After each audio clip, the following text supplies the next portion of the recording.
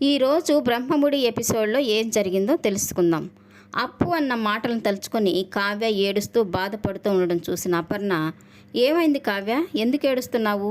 అప్పు నిన్నేమైనా తిట్టిందా అని తనని అడుగుతూ ఉంటుంది. అలాంటిదేమీ లేదత్తయ్య, అప్పు నన్ను 4 మాటలైనా బాగుండేది. నేను తన యోగక్షేమాలు కనుక్కోలేదు, తను ఎలా ఉందో కూడా అడగలేదు. అయినా నన్ను, నా పరిస్థితిని అర్థం చేసుకుని తన ప్రేమను నా మీద చూపించింది. అయినా కళ్యాణ్కి అప్పుకి సక్రంగా పెళ్లి జరిగి ఉంటే ఈరోజు తన ఇంట్లో కాపురం చేస్తూ ఉండేది. తనకు అండగా నేనుండేదాన్ని అని తనంటూ ఉంటే ఇక అపర్ణ అయితే, బాధపడకు కావ్య, ఇంట్లో నుంచి వెళ్ళిపోయిన కళ్యాణ్ అప్పు తిరిగి వస్తారనుకున్నావా? ఈరోజు పూజకు వచ్చారు కదా, అలాగే ఏదో ఒక రోజు ఖచ్చితంగా శాశ్వతంగా ఇంట్లో ఉండిపోవడానికి వస్తారు. నువ్వేం బాధపడకు. ఒకవేళ అలా జరగకపోయినా నువ్వే వాళ్ళిద్దరిని దగ్గరుండి తీసుకొస్తావు. నీకు అందరూ కావాలి కదా మరి. సరే, నిన్ను పంతులు గారు పిలుస్తున్నారు, ఒకసారి కిందకెళ్ళు అని చెప్పి ఇక అక్కడి నుంచి అపర్ణ వెళ్ళిపోతుంది. ఇక రాజు వాళ్ళ నానమ్మ కళ్యాణ్ గదికి వెళ్ళి తనకి కొత్త బట్టలు వాచి ఇచ్చి పూజలో వేసుకోమని చెప్తారు.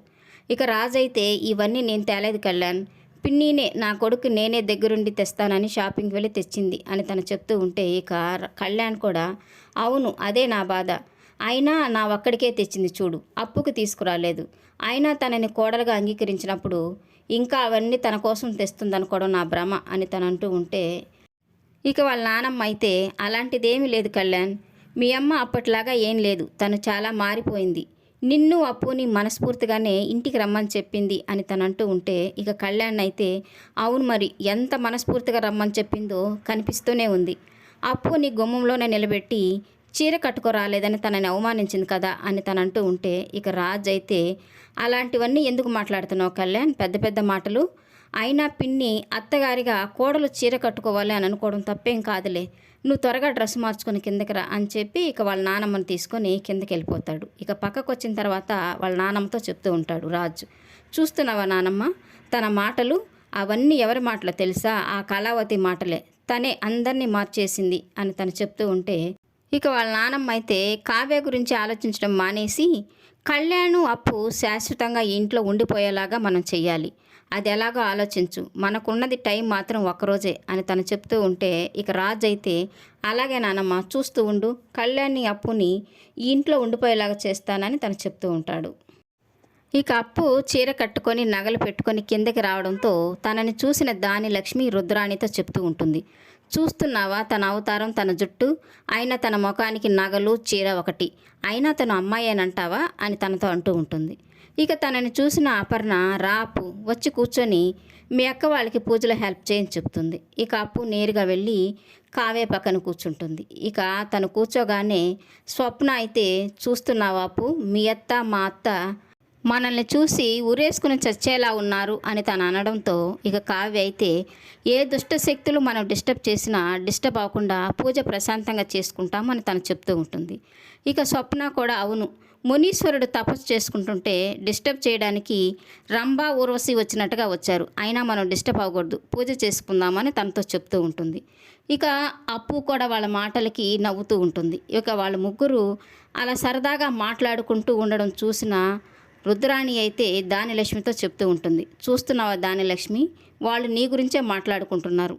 అప్పుని ఈ ఇంటి గడప తొక్కనేనని చెప్పావు కదా, ఈరోజు అప్పు నట్టింట్లో పట్టు చీర కట్టుకొని నగలు పెట్టుకొని పూజ చేయడానికి సిద్ధంగా ఉంది, అదే వాళ్ళు చెప్పుకొని నవ్వుకుంటున్నారు అని తను చెప్పడంతో ఇక దానిలక్ష్మి కూడా, నీ కోడలు కూడా నవ్వుతుంది. తనేమంటుందో తెలుసా, మా ముగ్గురికి భర్తలున్నారు, మేము పూజ చేసుకుంటాము, వాళ్ళ చేత అక్షంతలు కూడా వేయించుకుంటాం, నీకు భర్త లేడు కదా, నువ్వేం చేస్తావని నీ గురించే వాళ్ళు నవ్వుతున్నారు అని తను చెప్పడంతో దాని ముఖం, అది అలా అంటుందని నీకెలా తెలుసు, నువ్వేదో విన్నట్టుగా చెప్తున్నావే అని తను అంటూ ఉంటే, మరి నా గురించి కూడా నీకేం తెలుసని వాళ్ళు అలా మాట్లాడుతున్నారని నాతో అంటావు అని తనని అడుగుతూ ఉంటుంది.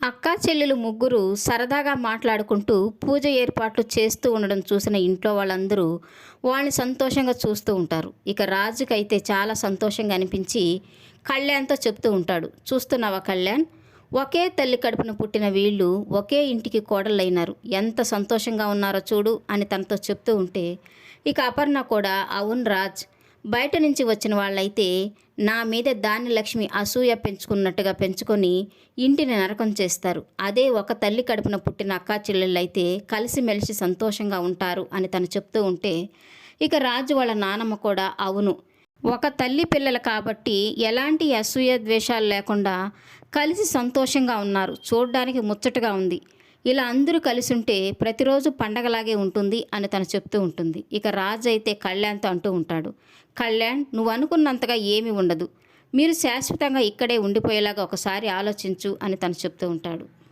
ఇక కావ్య నానబెట్టిన శనగలు వంటగదిలో ఉన్నాయి, తీసుకురమ్మని అప్పుకు చెప్తుంది.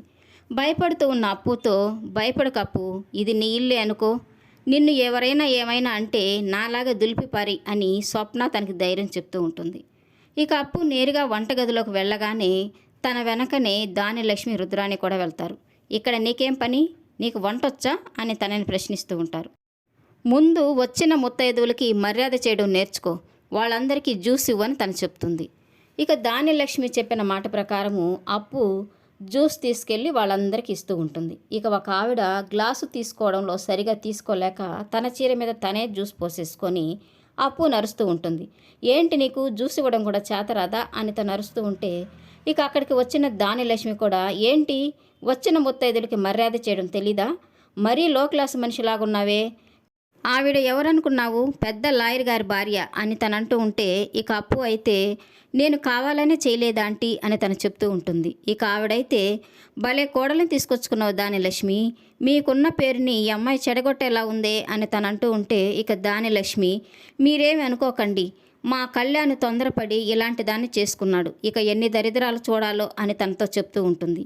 ఇక ఆ మాటకి ఒక పక్క కళ్యాణ్కి మరో పక్క స్వప్నకి చాలా కోపం వచ్చి దానిలక్ష్మిని అడ్డుకోవాలనుకుంటారు.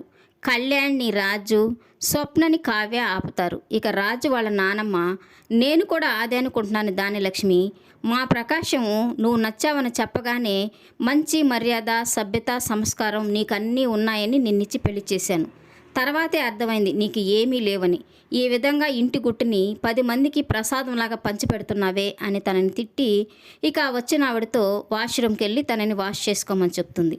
నేనన్నీ గమనిస్తూనే ఉన్నాను, అప్పుది ఏ తప్పు లేదు, తనే గ్లాసు సరిగా పట్టుకోలేక తన చీర మీద తనే వంపేసుకుంది అని అందరికీ చెప్తూ ఉంటుంది. ఇక పంతులు గారు వ్రతాన్ని మొదలు పెట్టాలి, ఇంటి కోడలు వచ్చి పూజలో కూర్చోమని చెప్పగానే స్వప్న కావ్య అప్పు ముగ్గురు వచ్చి పూజలో కూర్చుంటారు. ఇక పంతులు గారు వాళ్ళకి తెలియంది చెప్పడానికి వాళ్ళ అత్తగారులు వాళ్ళ వెనకనే కూర్చోండి అని చెప్పగానే అపర్ణ వెళ్ళి కావ్య వెనక కూర్చుంటుంది, రుద్రాన్ని స్వప్న వెనక కూర్చుంటుంది. ఇక దానిలక్ష్మి అలాగే నిల్చుకుని చూస్తూ ఉండడం చూసిన వాళ్ళ అత్తయ్య, దానిలక్ష్మి కళ్యాణ్ నీ సొంత కొడుకే కదా, నీ కొడుకు భార్య నీకు కోడలే కదా, వెళ్ళి అప్పు వెనక కూర్చో అని చెప్పగానే తనైతే అలాగే చూస్తూ ఉంటుంది. ఇక ప్రకాశానికి కోపం వచ్చి వస్తావా లేకపోతే నీ కాళ్ళు విరగొట్టాలా అని అనగానే ఇక దానిలక్ష్మి వచ్చి అప్పు వెనక కూర్చుంటుంది. ఇక పంతులు గారు పూజ మొదలు పెడతారు. దాని తర్వాత వాళ్ళ భర్తలు కూడా వచ్చి వాళ్ళ పక్కన కూర్చోమని చెప్పగానే ఇక రాహులు రాజు కళ్యాణ్ వెళ్ళి వాళ్ళ భార్యల పక్కన కూర్చుంటారు. ఇక పంతులు గారు వాళ్ళందరితో వరలక్ష్మి వ్రతాన్ని చేయిస్తారు. పూజ పూర్తి చేసిన పంతులు గారు మంగళహారతి పాడుతూనే హారతిమ్మని చెప్తాడు. ఇక అపర్ణ కావ్యని మంగళహారతి పాడమని చెప్తుంది. అంతటితో పూజ పూర్తవుతుంది. ఇక అందరికీ భోజనాలు వడ్డిస్తూ ఉంటే అప్పుని భోజనం వడ్డించమని చెప్తారు. అప్పు అందరికీ విస్తరలో మొదటగా అన్నం పెడుతూ ఉంటే ఇక అదే సందర్భం కోసం ఎదురు చూస్తూ ఉన్న దానిలక్ష్మి అప్పుని తిడుతూ ఉంటుంది. వ్రతానికి పిలిచి మొదటగా విస్తరలో పచ్చడి పప్పు వేయకుండా అన్నం పెడతావా, వ్రతానికి పిలిచిన వాళ్ళకి అన్నం పెడుతున్నావా లేకపోతే పిండం పెడుతున్నావా, వడ్డించడం కూడా చేతరాదా, వచ్చిన వాళ్ళని ఎలాగైనా అవమానించేది, మీ అమ్మ నిన్ను ఇలాగే పెంచిందా అని తనని అరుస్తూ ఉంటుంది. ఇక దానిలక్ష్మి వాళ్ళ అత్తయ్య అయితే దానిలక్ష్మిని అరుస్తూ ఉంటుంది.